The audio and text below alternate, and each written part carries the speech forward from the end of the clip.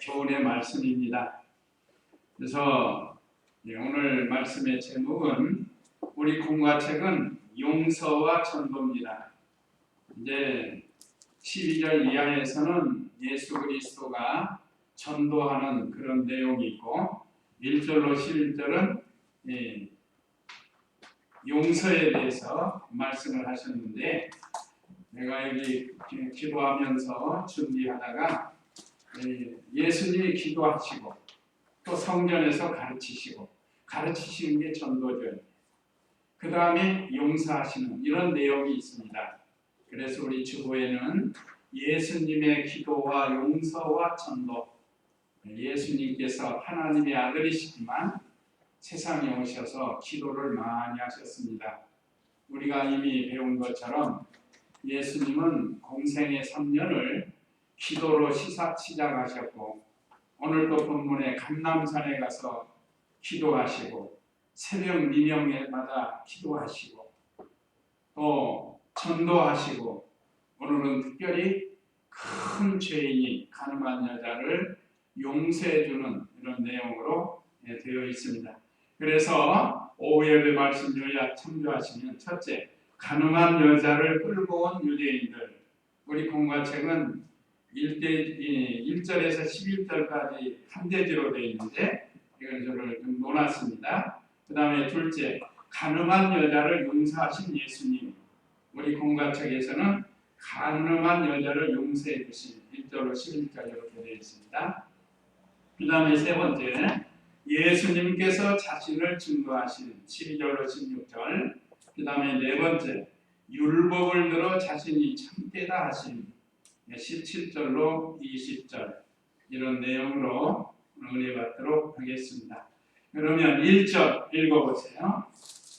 예수께서 올리브산으로 가셨다. 이른 아침에 예수께서 다시 성전에 오시자 모든 백성이 그분께로 모이니 예수께서 앉아서 그들을 가르치셨다. 오늘 1절 2절은 예수님께서 기도하며 가르치실 때 가늠한 여자를 데리고 왔단 말이에요. 우리 예수님은 하나님의 아들이시면서도 여기 오늘 올리브산인데 우리 구역은 감람산으로 돼요. 감람산이 올리브산이라. 감람산으로 가셔서 저녁이면 감람산으로 가셔서 기도하시면서 쉬셨고 또 이른 아침에 또 내려오셔서 예루살렘에 내려오셔서 또 여러 지역을 다니시면서 복음을 전하신 그런 주님이십니다. 우리도 이 주님을 배워가지고 예수님처럼 기도에 힘을 쓰고 기도하지 않으면 마귀를 이길 수 있는 능력이 없다고 그랬습니다. 우리가 지금 예수님의 제자로서 예수님을 배우는 중에 있습니다. 그래서 언제나 예수님의 기도를 배우고 예수님의 순종을 배우고 예수님의 사랑을 배우고 지금 우리가 그 일을 하고 있습니다. 또 2절에서는 이른 아침에 예수께서 다시 성전에 오시자 모든 백성이 그분께 모이니 예수께서 앉아서 그들을 가르치셨다. 또 예수님께서는 하나님의 나라를 부지런히 가르치셨습니다. 하나님이 하시고자 하는 이 구원에 대해서 또 하나님의 나라에 대해서 죄에 대해서 사랑에 대해서 예수님께서는 하나님을 잘 전했습니다. 우리도 배운 대로 다른 사람에게 순종하면서 전하면 예수님의 길을 걸어간다고 볼 수가 있습니다. 예수님에게 많은 사람들이 나와서 그래서 부지런히 성경을 가르쳤습니다. 오늘날 우리 교회도 부지런히 성경 가르쳐야 돼요. 또 부지런히 성경을 배워야 됩니다. 어떤 교회는 성경을 잘 안 가르치고 세상 것 많이 얘기를 해요. 그거는 바른 교회가 되는 게 아닙니다. 언제나 성경 가르치고 성경을 배우도록 힘을 써야 된다. 그 다음에 두 번째는 예수님께 가늠한 여자를 끌고 온 누가요? 유대인들이. 그래서 돼지가 가늠한 여자를 끌고 온 유대인들. 3절 4절 읽어보세요. 서기관들과 바리새인들이 가늠하다가 붙잡힌 여자를 끌고 와서 가운데 세우고 예수께 묻기를 선생님 이 여자가 가늠하다가 현장에서 붙잡혔습니다. 네, 옛날이나 지금이나 가늠한 것은 큰 죄입니다. 근데 요즘 간통죄 폐지가 돼가지고 아주 좀 곤란해졌어요. 그래도 우리나라는 좀 보수적이었는데 작년부터인가요? 간통죄가 폐지돼가지고 이거 참 큰일이에요.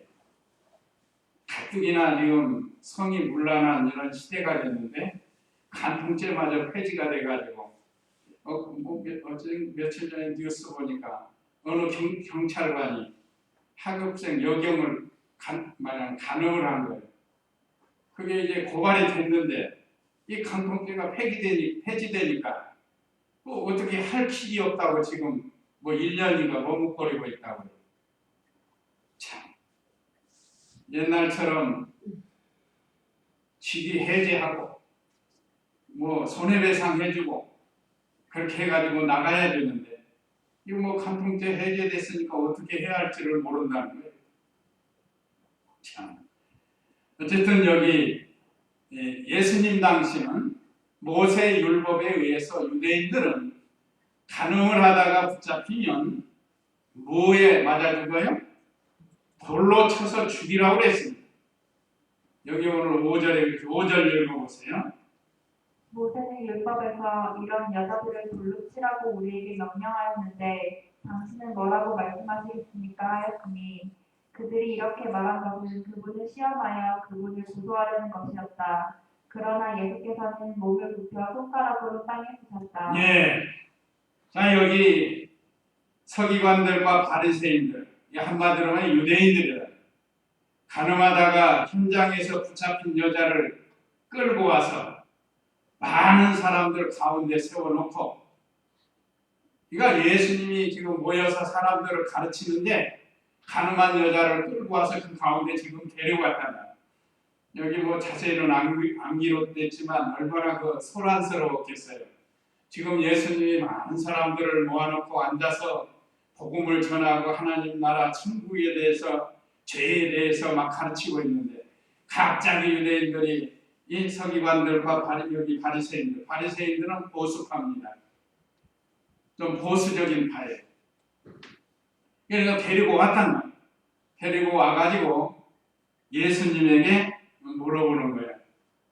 자기들이 몰라서 그런 게 아닙니다. 그 목적은 예수님을 시험하고 고소하려고 한 거예요. 그래가지고 예수께 묻기를 선생님 이 여자가 간음하다가 현장에서 붙잡혔습니다. 모세는 율법에서 이런 여자들을 돌로 치라고 우리에게 명령하였는데 당신은 뭐라고 말하시겠습니까? 아마 이 언어도 불손했을 거예요. 예수님을 지금 미워가지고 잡아 죽이려고 어떻게든지 예수님을 곤경에 빠뜨리려고 하는데 여기서도 그래요. 지금 곤경에 빠뜨리려고 한 거예요. 다 알면서. 아니까 이렇게 말하잖아요. 어렸을 적부터 모세 오경을 배웠기 때문에 이 유대인들, 바리새인들 이게 다 알아요. 그런데도 예수님에게 끌고 와가지고 모세 율법을 말하면서 어떻게 하는 사실입니다. 모세 율법에는 돌로 쳐서 죽이라고 했습니다. 여기 5절에 있는 것처럼 모세는 율법에서 이런 여자들을 돌로 치라고 우리에게 명령하였는데 당신은 뭐라고 말하시겠습니까? 예수님은 지금 이 율법의 정죄보다는 사랑을 많이 강조하신다. 죄인이 회개하고 돌아오면 용서를 받는다. 하나님의 사랑에 대해서 굉장히 가르쳐 주는데 실제 범죄자를 지금 데리고 와가지고 하니까 얼마나 보통 사람 같으면 곤란하겠어요. 그래서 예수님을 시험에서 아주 곤란하고 또 고소하려고. 그 내용은 모세에 살려주라 하면 모세 율법을 어기는 자가 되고 또 돌로 치라 그러면 모세가 가르치는 거나 뭐 당신이 가르치는 거나 똑같다 그런다. 그러니까 당신 별거 아니라는 거예요. 무슨 하나님의 아들이냐 하면서 책 잡으려고 이런 방법을 가지고 예수님을 이렇게 신문을 하는 겁니다. 네, 이 말씀을 통해서 구약 성경에 보면 간음하면 돌로 쳐 죽이라는 것이 맞아요. 그건 돌에 맞아 죽어야 할 죄입니다. 오늘날 이 성적으로 너무 문란해져가지고 이거 큰일이에요. 나라가.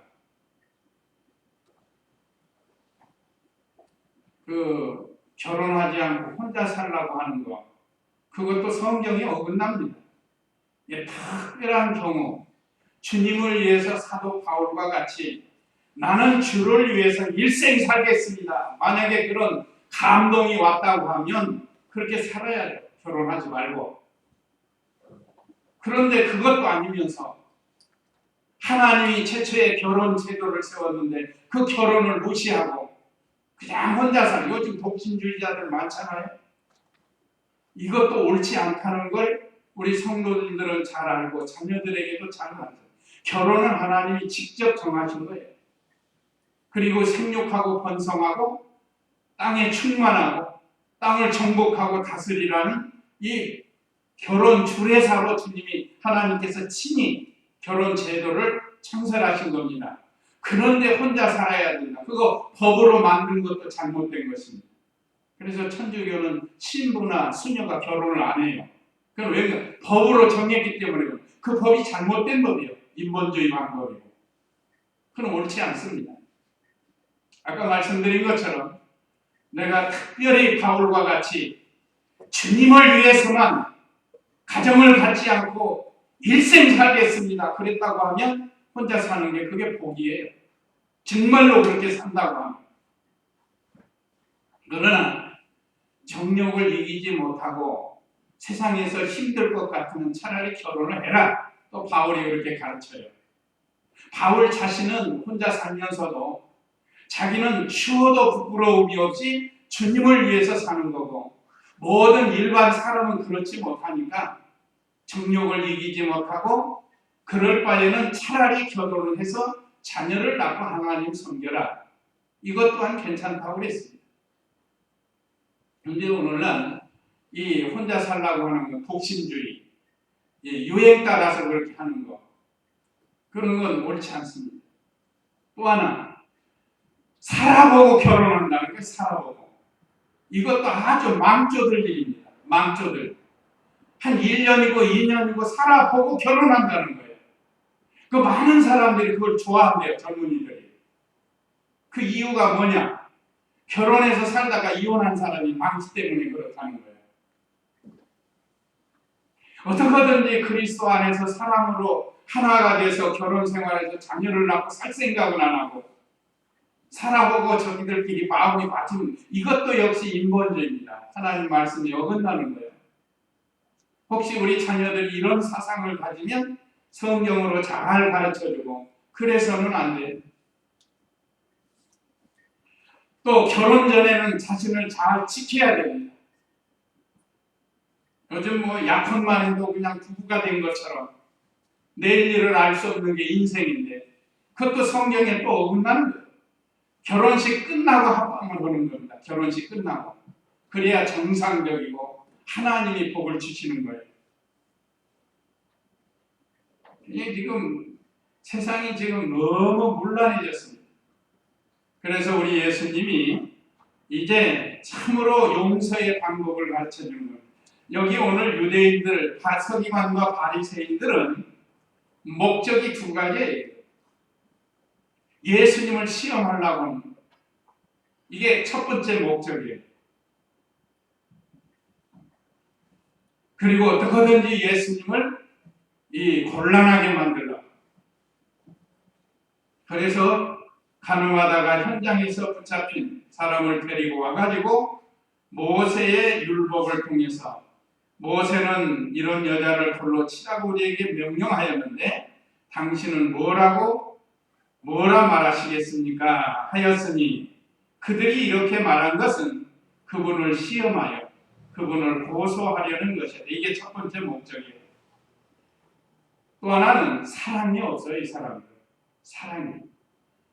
모세가 그랬다 할지라도 이제 예수님이 이 사건을 통해서 참된 사랑을 가르쳐 줍니다. 이게 간음한 죄는 돌에 맞아 죽어야 할 죄인 줄 알아야 된다. 이게 나는 하나님 앞에 죽어야 할 죄인입니다 하는 것이 간음한 죄고, 또 예수님께서 가르쳐 주시는 것은 그러나 예수께서는 몸을 굽혀 손가락으로 땅에 쓰셨다. 그들이 그분께 묻기를 계속하니 계속해서 모세는 이렇게 했는데 당신은 뭐라고 막 이게 좋은 말로도 안 해요. 지금 예수님 미워가지고 하니까 곤란하게 하려고. 이렇게 말하면 예수님 이러지도 못하고 저러지도 못하고 진퇴양난에 빠져가지고 예수님이 곤란하게 하려고 지금 계속 말하는 거예요. 7절 그거 아니에요? 그들이 그분께 묻기를 계속하니 계속 옆에 묻는다. 그러니까 예수님이 듣다가 일어나신 거예요. 앉아 계시다가 일어나서 그들에게 말씀하시기를 너희 가운데 죄 없는 자가 먼저 이 여자에게 돌을 던져라 하시고, 처음에 6절 하반절에서도 예수께서 몸을 굽혀 손가락으로 땅에 뭘 썼어요. 뭘 썼는지 성경은 기록하지 않았습니다. 분명히 예수님이 일어나서 손가락으로 뭘 썼단 말이에요.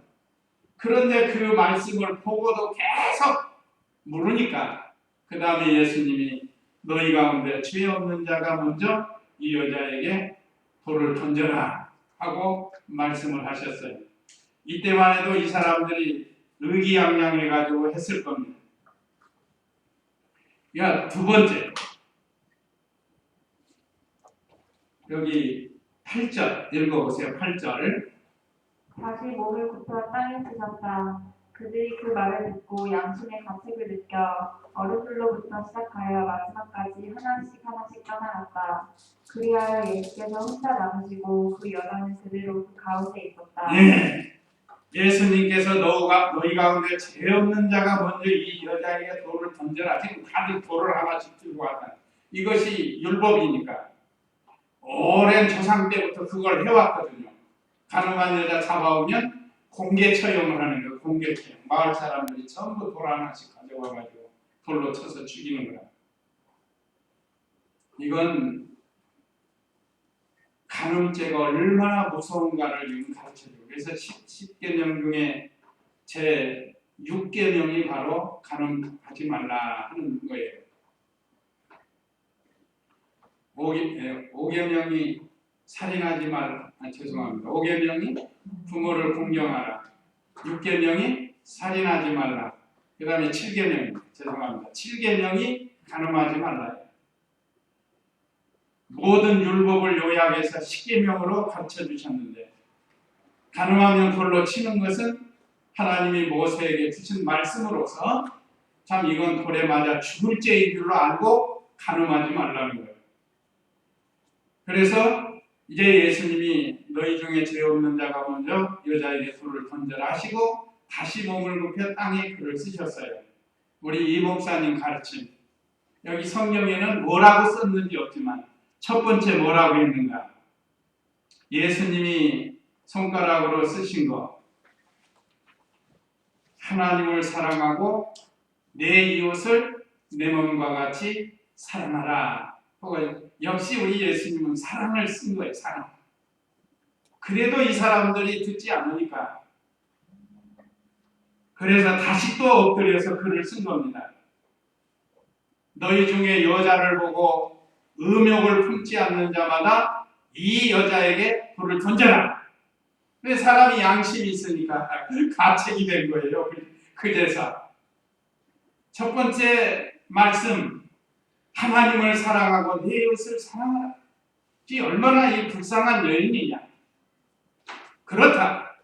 너희들이 말한 것처럼 간음하면 돌에 죽어야 마땅하다. 그렇지만 하나님은 또 그보다 더한 죄도 용서해 주시는 사랑의 하나님이다. 어떨 때 용서해 주죠? 회개할 때, 진정으로 회개할 때 용서해 주시는 하나님이시라는 것. 그래도 말을 안 들으니까 다음에 쓰신 것이 누구든지 여자를 보고 음욕을 품지 않는 자는 이 여자에게 돌을 던져라 하고 주님이 두 번째 또 글을 쓰셨다. 아니, 이건 성경은 없어요. 우리 이 목사님 오래 기도하시고 감동받아가지고 우리에게 가르쳐준 내용입니다. 그러니까 9절에 그들이 그 말을 듣고 양심의 가책을 느껴했습니다. 그래서 어른들로부터 시작하여 마지막까지 하나씩 떠나갔어요. 그리하여 예수께서 혼자 남으시고 그 여자는 그대로 그 가운데 있었다. 예수님에게 말씀 들으려고 모였던 사람들까지도 그 서기관과 바리새인들이 가늠한 여자를 데리고 그 가운데 데리고 오니까 다 막 흥분을 해가지고 막 죽여라 했을 거예요. 옛날에나 그렇게 했을 겁니다. 그러니까 예수님이 엎드려 글을 쓰신 것은 사람이 그렇잖아요. 막 흥분이 돼가지고 이 여자를 죽여야 된다 하고 막 지금 이 데모하는 것처럼 그러고 있는데 그때 예수님이 일어나셔서 글을 탁 쓸 때 사람들이 전부 그걸 볼 거 아니에요. 그럴 때 그 흥분된 것이 가라앉는 거예요. 흥분된 것이. 그러니까 우리 예수님은 이 사람의 그 육체적, 정신적인 것을 같이 하시는 거예요. 자, 흥분이 가라앉는. 자, 여기 아까 말씀하신 것처럼 하나님을 사랑하고 내 이웃을 내 몸과 같이 사랑하라. 그러니까 양심에 조금 같이 올 거 아니에요. 그래도 어떤 사람들이 소리를 지르니까 누구든지 여인을 보고 음욕을 품지 않는 자마다 이 여자에게 돌을 던져라. 그러니까 그때는 이제 양심의 가책을 받아서 다 떠났다는 거예요. 그러니까 이것이 예수님 방법입니다. 만약에 이 사람들이 모세 율법도 하나님의 말씀이에요. 그것만 주장하면 이 율법은 정죄의 직분이고 다른 사람들이 사랑이 나타내기 어려운 거라. 정죄의 직분이니까. 그러니까 어떤 사람 같으면 맞다! 돌로 쳐서 죽여야 된다. 그렇게 하면 하나님의 사랑이 뒤로 물러가는 거예요. 그래서 예수님은 하나님의 사랑을 강조를 한 겁니다. 그 다음이 이제 양심을 가책을 받고 다 떠났습니다. 그러니까 우리도 양심에 가책되는 일들은 하지 않는 것이 성경적입니다. 그 다음에 10절 읽어보세요. 예수께서 일어나서 그 여자에게 말씀하시기를 여자야 그들이 어디에 있느냐 너를 정죄하는 자가 아무도 없느냐 하시니 그 여자가 말하였다. 주님 아무도 없습니다. 예수께서 말씀하시기를 나도 너를 정죄하지 않으니 가거라. 그리고 이제부터는 더 이상 죄를 짓지 마라 하셨다. 예. 자, 이것이 우리 예수님이 죄인에 대한 사랑이에요. 참 돌에 맞아 죽을 만한 이런 죄인이지만 사실 우리도 다 죽어 마땅한 죄인들이죠. 그런데 우리 예수님이 우리를 불쌍히 여기시고 우리를 위해서 십자가에서 우리 대신 죽어주셨다. 이 하나님의 사랑을 나타낸 겁니다. 사람들이 다 떠나고 그 여자와 함께 있을 때 예수님께서 이제 말씀을 전해주는 겁니다. 여자야, 그들이 어디에 있느냐? 너를 정죄하는 자가 아무도 없느냐? 하고 물어보고 다 아시죠, 예수님? 그러니까 이것은 여인으로 하여금 자각을 갖게 하는 거예요. 아까까지만 해도 자기를 죽이려고 돌을 들고 많은 사람이 이 여자를 죽여라 하고 막 그랬던 사람들 고개도 들지 못하고 이제 나는 죽었다 하고 이렇게 있었을 거 아니에요. 그런데 예수님의 가르침을 듣고 다 떠나고 나니까 이제 그 여자가 말하였다. 주님 아무도 없습니다.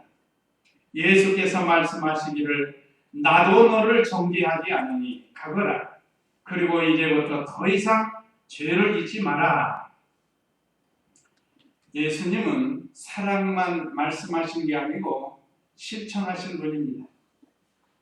우리도 참 우리가 같은 교회에서, 직장에서, 또 가정에서 생활을 하다 보면 참 여러 면으로 화가 날 때가 있고 싫어질 때가 있습니다. 그럴 때 우리는 이 말씀을 생각하고 예수님 마음을 가지라. 예수님 마음을 가지면 못할 게 없습니다. 예수님 마음, 너희 안에 이 마음을 품으라. 곧 그리스도 예수의 마음이니, 예수님 마음은 대표가 사랑이에요. 사랑. 용서해 주시고 자비를 베풀어 주시고 겸손하시고, 그러니까 이 예수님 마음을 품어서 우리도 예수님께서 가늠한 여자를 용서해 주신 것처럼 우리도 다른 사람들의 잘못을 용서해 줄 수 있는 참 예수님과 같이 너그러운 마음을 가지라는 거예요. 그러면 돌아오게 됩니다. 돌아와요. 나쁘게 행한 것도 내게로 돌아오고 참 사랑을 베풀어서 행한 것도 내게로 돌아오게 돼 있어요. 처음에는 뭐 아닌 것 같아도 나중에는 다 하나님이 돌아오게 해주십니다. 그래서 이렇게 용서를 받은 이 여인 어떻겠어요? 이제 다시 그 죄를 짓겠습니까? 안 지겠습니까? 안 지죠. 이제 하나님의 아들로부터 이렇게 죽을 죄에서 새 생명을 얻은 거나 마찬가지입니다. 사실 이건 분명히 돌에 맞아 죽는 거예요. 이건. 예수님이 아니었으면 돌에 맞아 죽었습니다.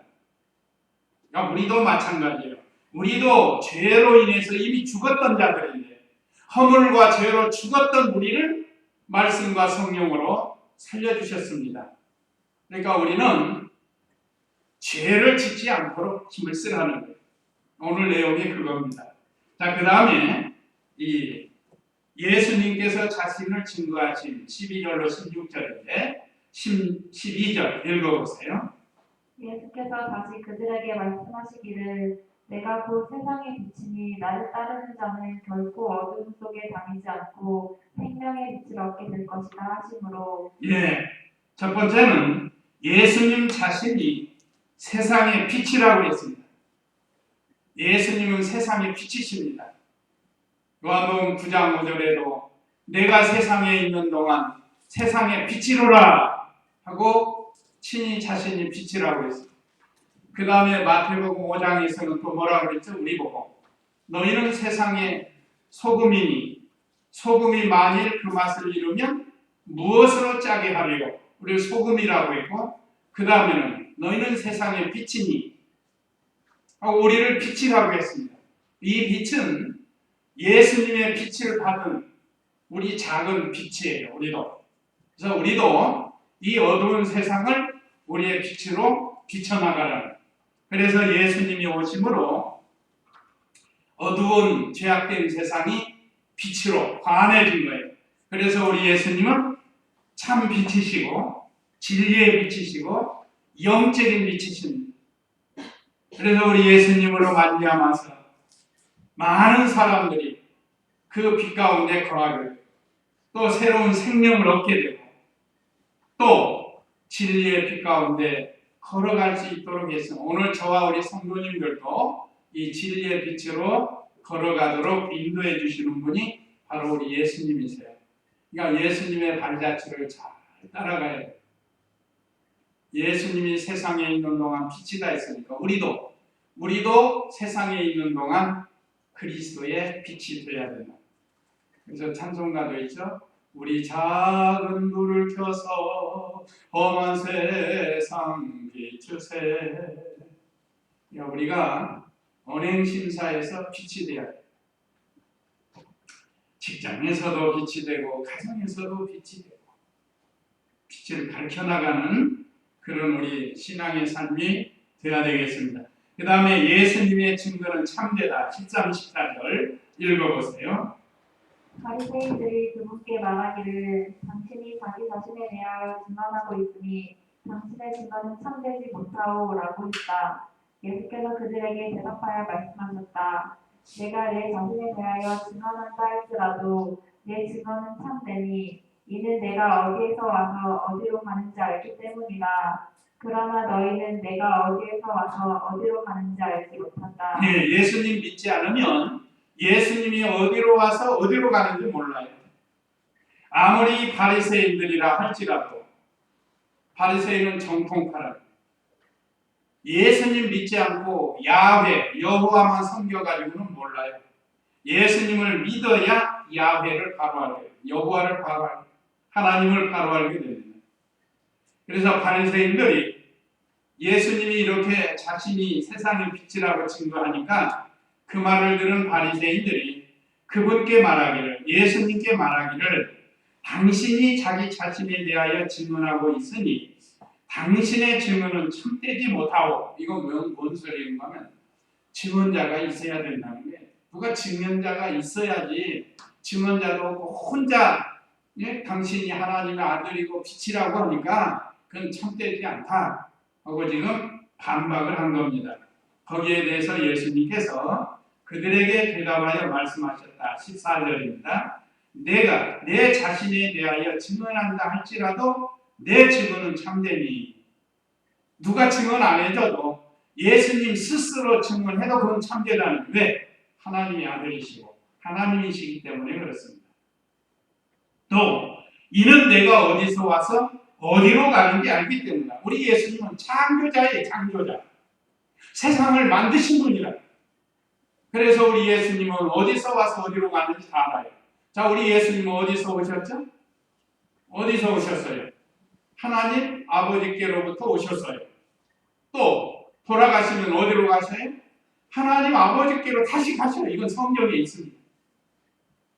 이제 이 땅에서 사시다가 하나님의 뜻대로 사시다가 죽으시고 부활하시고 승천해서 하나님께 다시 가셔요. 그걸 예수님은 다 아신다는 말이에요. 자, 우리는 어때요? 우리는 어디로 와서 어디로 가죠? 우리도 하나님께로부터 와서 하나님께로 돌아가요. 누구로 더불어? 예수님으로 더불어. 예수님의 은혜로 우리도 하나님께로부터 와서 이제 하나님께로 가는 겁니다. 자, 이 세상에 생사화복을 주장하시는 분이 하나님이죠. 믿음을 선물로 주시는 분도 하나님이죠. 그러니까 우리가 예수님 믿고 구원받은 것도 하나님의 선물로 하나님이 하시는 일이에요. 그래서 예수님이 가신 그 길로 우리도 가는 겁니다. 그래서 예수님 믿으면 천당 하는 거예요. 예수님 믿으면 천당이에요. 천당. 죽어서 가는. 재림하시면 살아서 가고. 예수님 안 믿으면 지옥이에요. 이건 뭐 성경이 그렇게 가르치고 있습니다. 그래서 우리도 예수님처럼 하나님께로부터 와서 하나님께로 간다는 거예요. 우리 예수님이 그러셨죠? 예수님은 어디에서 와서 어디로 가는지 알기 때문이다. 우리는 몰랐지만 예수님을 믿고 보니까 알게 된 거예요. 믿습니까 이제? 네. 우리는 분명하게 하나님께로부터 와서 하나님 나라에 가는 거예요. 이걸 우리가 확실히 믿고 믿음 생활을 잘 해야 되겠습니다. 우리 예수님은 거짓말하지 않습니다. 참만 말씀하십니다. 하나님의 아들이신 예수님. 그래서 우리도 예수님으로 인하여 아버지께로 와서 아버지께로 간다는 것 확실히 깨닫고 믿음 생활. 15절 읽어보세요. 너희는 육신을 따라 판단하나 나는 아무도 판단하지 않는다. 만일 내가 판단한다고 할지라도 내 판단은 옳으니 이는 내가 혼자 있지 않고 나를 보내신 아버지께서 나와 함께 계시기 때문이다. 예, 하나님이 함께 하심으로 참되다는 거예요. 하나님. 자, 하나님이 예수님과 함께 하시기 때문에 하나님은 참이셔요. 다른 모든 피조물은 참이 될 수가 없지만 하나님은 참이십니다. 그러니까 우리 예수님은 참 하나님이세요. 그래서 예수님은 혼자 판단하는 것이 아니고 하나님 아버지로부터 판단을 하는 거예요. 그러니까 아버지의 판단은 참입니다. 언제나 예수님에게는 하나님이 함께 계시고 예수님은 하나님의 뜻대로 행하셨습니다. 하나님의 뜻대로 하지 않은 게 하나도 없단 말이에요. 그래서 예수님께서 그 바리새인들에게 바로 가르쳐 줬습니다. 근데 믿지 않는 사람은 손에 쥐어줘도 합니다. 자, 지금 이게 하나님의 아들 예수님이 지금 말씀하죠. 오늘날도 예수님이 오셔서 뭐 하면 막 다 믿을 것 같죠? 그렇지 않아요. 어떤 사람이 믿는다고요? 그냥 택한 백성만 믿어요. 예수님이 이 땅에 계시든 안 계시든 택한 백성은 예수님 믿어요. 야, 보통 사람들 생각에는 예수님이 오시면 뭐 다 믿을 수 있다. 나사로 때도 그랬죠. 나사로가 죽었다가 살아나서 가서 전하면 사람들이 믿을 것입니다. 제가 하나님이 뭐라 그랬어요? 하나님께서 무슨 소리냐? 아무리 죽었다 살아난 사람이 가서 말해도 안 돼요. 그건 예수님을 통해서도 이미 가르쳐 준 거 아니에요. 믿기로 작정된 사람만 믿게 되어 있습니다. 그러니까 우리가 이렇게 하나님의 선택을 받아서 믿은 것이 얼마나 감사한지 몰라요. 자, 그 다음에 네 번째, 율법을 들어 자신이 참되다 하심. 17절로 20절인데 이것도 역시 돼지가 없는데 제가 만들었습니다. 소지를 돼지로 만들었어요. 율법을 들어 자신이 참되다 하심. 17절 읽어보세요. 너희 율법에도 두 사람의 증언은 참되다고 기록되어 있다. 예, 너희 율법에도 두 사람의 증언은 참되다고 기록하고 있다. 신명기 17장 6절 7절에 있습니다. 거기 한번 읽어보시겠어요? 신명기 17장 6절 7절 말씀. 그러나 증인 두 사람이나 세 사람의 증언이 있어야 죽일 수 있고 증인 한 사람의 증언으로는 죽일 수 없다. 그를 죽일 때에는 증인이 먼저 손을 대고 그 후에 모든 백성이 손을 대라. 그렇게 하여 내 가운데서 그런 악한 일을 없애야 한다. 사람을 쳐서 죽이는 데 있어서 죄를 지어서 죽이는데 확실한 증인을 세워서 죽여요. 지금도 우리나라 국법도 그렇잖아요. 증인이 없으면 함부로 못해요. 증인, 증거가 있어야 죄를 살인자다 하고 처리할 수 있습니다. 여기서도 그러나 증인 두 사람이나 세 사람의 증언이 있어야 죽일 수 있고 증인 한 사람의 증언으로는 죽일 수가 없다. 그리고 예수님께서 율법을 들어서 말씀을 하신 겁니다.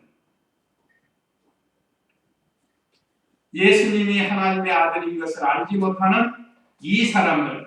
그래서 이 18절 읽어보세요. 18절. 내가 나 자신에 대해 증언하고 나를 보내신 아버지께서도 나에 대하여 증언하신다. 그러자 그들이 그분께 말하기를 당신의 아버지가 어디에 계십니까? 하니 예수께서 대답하셨다. 너희는 나를 알지 못하고 내 아버지도 알지 못한다. 너희가 나를 알았더라면 내 아버지도 알았을 것이다. 예, 아버지 하나님도 참되다고 증거해 주었다. 그래서 우리 예수님은 하나님 아버지께서 예수님이 참 아들이시고 참되다는 것을 증언해 주었다는 거예요. 이건 우리 예수님 성경에 이미 다 예언되어 왔단 말이에요. 하나님 아버지께서 증언해 준 거예요, 말하자면. 그런데 문제는 그들이 그분께 말하기를 19절입니다. 당신의 아버지가 어디 계십니까? 예수님의 아버지는 누구죠? 하나님이시라는 거예요. 하나님. 그런데 예수께서 대답하셨다. 너희는 나를 알지 못하고 내 아버지도 알지 못한다. 그러니까 예수님을 알아야 참 하나님을 알아요. 유대인들은 조상 때부터 야훼, 여호와 하나님을 섬깁니다. 그런데 성경에 여호와 하나님께서 아들 예수님을 그리스도, 메시아로 보내서 구원할 것이다라고 그 조상 아브라함 때부터 아니면 인류 조상 타락 때부터 창세기 3장 15절에서부터 말씀해 주셨던 거예요. 그런데 그들이 믿지를 않은 거예요. 그냥 하나님만 믿고 야훼만 믿고 이 메시아는 믿지 않았어요. 그냥 지금도 기다려요. 지금 이 시대에도 그들은 기다리고 있습니다. 이미 2000년 전에 오셨는데 그렇게 이 진리를 깨닫지 못한 거예요. 그러니까 예수님을 알지 못하고 내 아버지도 알지 못하고. 그러니까 예수님을 믿지 않으면 아버지를 바로 알 수가 없다는 거예요. 너희가 나를 알았다면 내 아버지도 알았을 것이다. 성경이 아들에 관하여 기록했거든요. 하나님께서. 그러니까 그들의 의식과 의문과 제도에 얽매여가지고 예수님을 하나님의 아들로 믿지 못했습니다. 참 안타까운 일이에요. 아버지 하나님도 증거해주고 있는데 그걸 믿지 않는 거예요. 그 다음에 20절 읽어보세요. 예수께서 이 말씀들을 성전에서 가르치실 때 성금한 곁에서 하셨으나 아무도 그분을 잡지 않았으니 이는 그분의 때가 아직 오지 않았기 때문이다. 대적이 예수님을 잡으려 하되 잡지 못했습니다. 왜요? 왜 그런다고요? 때가 아직 안 됐기 때문에. 예수님은 이제 때가 되면 유대인들에게 잡히시고 고난당하시고 죽으시는 거예요. 이것이 예수님이 이 땅에 오신 목적이라고. 예수님이 잡히시고 고난당하시고 죽으시는 것이 하나님의 뜻이에요.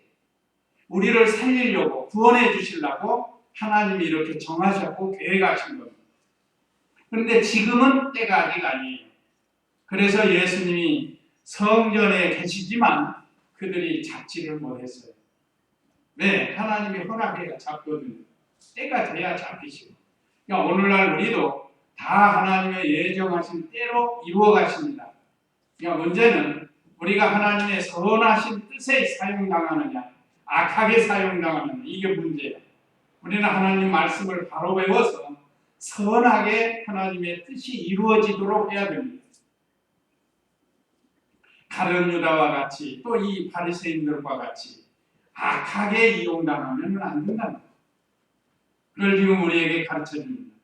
그래서 여기 이 20절 구역에는 한번 다시 읽겠습니다. 예수께서 이 말씀들을 성전에서 가르치실 때에 헌금함 곁에 하셨으나, 우리 구역에는 연복궤라고 나옵니다. 연복궤 앞에서 가르치셨다. 그러니까 성전 들어가기 전에 연복궤 놨죠, 우리도. 이 성경적이에요. 우리가 하는 건 성경적입니다.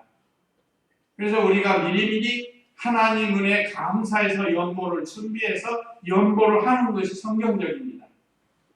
우리 그 강해설을 봐도 오늘날 많은 교회들이 연보 때 돌리자, 연보 때 의자에 쭉 앉으면 헌금위원, 연보위원들이 나와가지고 이렇게 하잖아요. 그건 성경적이 아닙니다. 그렇게 하면 연보가 배는 나온대요. 연보 걷는 방법 중에 하나예요. 그러나 성경적인 건 연보궤를 놓고 하는 거예요. 근데 문제는 연보궤를 놓으면 연보를 잘 안 해요. 이게 이제 문제예요. 차라리 연보궤를 놨을 때 그 연보를 하는 것이 믿음 쓰는 거 아니겠어요? 하나님 다 보고 계시는데 내가 지금 마음이 어떤 마음을 가지고 하나님께 예배드리는지 이미 다 말씀을 통해서 배웠는데 누가 보면 하고 안 보면 안 하고. 그러니까 연보 때를 두면 대부분 다 해요. 근데 어떤 사람은 돈이 없으니까 안 할 수는 없고 부끄럽다고 옆에서 가보니까 그냥 빈손으로만 이렇게 넣었다가 꺼내는 거예요. 심지어 나쁜 사람은 연복에 손을 넣어가지고 돈을 꺼내가는 사람도 있대요.